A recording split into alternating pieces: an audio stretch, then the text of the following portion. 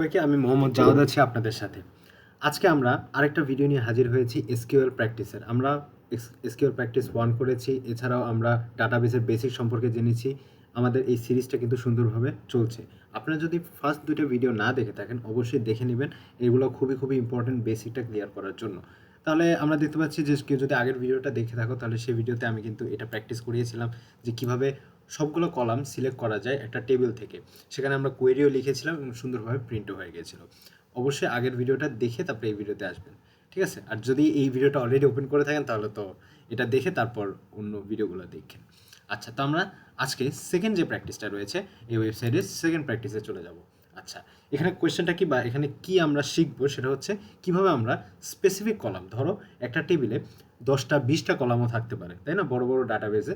কিন্তু আমরা চাই স্পেসিফিক কিছু কলাম, 2টা 3টা কলাম। সেই স্পেসিফিক কলামগুলো কীভাবে আমরা এক্সট্র্যাক্ট করবো কোয়েরির মাধ্যমে সেটাই আমরা দেখব। তাহলে দেখতে পাচ্ছ সিলেক্ট স্পেসিফিক কলাম, কীভাবে সিলেক্ট করবো কিছু স্পেসিফিক কলাম। আচ্ছা, তো ফার্স্টে আমরা দেখে নিব আমাদের টেবিল যেটা রয়েছে সেখানে ইউজার্স নামের একটা টেবিল রয়েছে। এই ইউজার্স টেবিলে মূলত 15টা রো রয়েছে এবং কলাম দেখো কতগুলো রয়েছে। এই যে আইডি, প্রাইমারি কি, এগুলো প্রাইমারি কি আমরা পরে বুঝবো। নেম আছে, ইমেল আছে, ফোন আছে, এজ আছে, কান্ট্রি আছে, এছাড়াও অনেকগুলো কলাম রয়েছে। এখন আমাদের এই কলামগুলো থেকে স্পেসিফিক কিছু কলাম বের করতে হবে, ঠিক আছে? তো টাস্কটা আমরা সুন্দর করে পড়ে নিই। টাস্কটা এখানে লেখা রয়েছে select only the name and email column. তাহলে দেখো আমরা গতবার কি করেছিলাম, যতগুলো কলাম ছিল সবগুলো আমরা প্রিন্ট করেছি। এবার আমরা যেটা করব শুধুমাত্র নেম এবং ইমেল এই যে 2টা কলাম রয়েছে সেই 2টা কলাম শুধু এক্সট্র্যাক্ট করব কোয়েরির মাধ্যমে। কোন টেবিল থেকে? এই যে ইউজার্স নামের টেবিল থেকে, তাই তো? আবারও বুঝিয়ে দিচ্ছি টাস্কটা কি, select only the name and email column, অর্থাৎ মাত্র 2টা কলাম, নেম এবং ইমেল কলাম 2টাই হচ্ছে আমরা এক্সট্র্যাক্ট করবো বা আউটপুটে নিয়ে আসবো। কোন টেবিল থেকে? ইউজার্স টেবিল থেকে, অর্থাৎ ইউজার্স টেবিল থেকে আমরা নেম এবং ইমেল কলামটা এক্সট্র্যাক্ট করবো। টাস্কটা বোঝা কিন্তু খুব ইম্পর্টেন্ট। তুমি যদি সুন্দর করে টাস্কটা বুঝে যাও আসলে কী করা লাগবে তাহলে কোয়েরি লেখাটা আহামরি কঠিন না। তাহলে আমরা বুঝে গেলাম আমাদের কী করা লাগবে। উপর থেকে ব্রডলি বুঝলাম যে নেম এবং ইমেল কলামটা হচ্ছে আমাদের এক্সট্র্যাক্ট করা লাগবে। সবগুলো ডাটা রাখা লাগবে, শুধু কলাম থাকবে 2টা, নেম এবং ইমেল। কোন টেবিল থেকে? ইউজার্স টেবিল থেকে। তাহলে এখন আমাদের জন্য ব্যাপারটা ইজি হয়ে গেল। তা আমরা যদি এখন লিখতে যাই আমাদের এসকিউএল কোয়েরিটা, ফার্স্টে আমাদের কী লিখতে হবে? সিলেক্ট কিওয়ার্ড ছাড়া আসলে চলেই না, ঠিক আছে, এসকিউএল কোয়েরি। তাহলে ফার্স্টে আমরা সিলেক্ট কিওয়ার্ডটা লিখলাম। আচ্ছা, আমরা জানি সিলেক্ট কিওয়ার্ড এর পরে কী লিখতে হয়? কলামগুলোর নাম। গতবার যেহেতু আমাদের সব কলাম লাগতো, আমাদের এই কোয়েরিটাতে যেহেতু আমাদের সবগুলো কলাম লাগতো তাই আমরা অ্যাস্টেরিস্ক সাইন দিয়েছিলাম। অ্যাস্টেরিস্ক সাইন ডিনোট করে কি সবগুলো কলাম লাগবে আমাদের, তাই তো? আমাদের সবগুলো কলাম লাগবে, কিন্তু এখানে মূলত 2টা কলাম লাগবে আমরা জানি। তাহলে আমরা সিলেক্ট কিওয়ার্ডের মাধ্যমে কী লিখবো? সিলেক্টের পরে আমরা লিখবো ওই 2টা কলামের নাম, যে 2টা কলাম আমরা এক্সট্র্যাক্ট করতে যাচ্ছি। কোনটা? নেম, কমা দিয়ে আমরা সেকেন্ডটা লিখবো ইমেল, এবং যতগুলোই লাগুক একটার পর একটা কমা দিয়ে আমরা লিখতে পারবো। তাহলে এখানে দেখতে পাচ্ছ প্রশ্নের মধ্যে লেখা রয়েছে নেম এবং ইমেল কলাম, তাই আমরা সিলেক্টের পর লিখলাম কি নেম এবং ইমেল কলাম। এই 2টা কলাম মূলত আমরা সিলেক্ট করব ডাটাবেস থেকে। এখন কোন টেবিল থেকে সেটা আমাদের লিখতে হবে।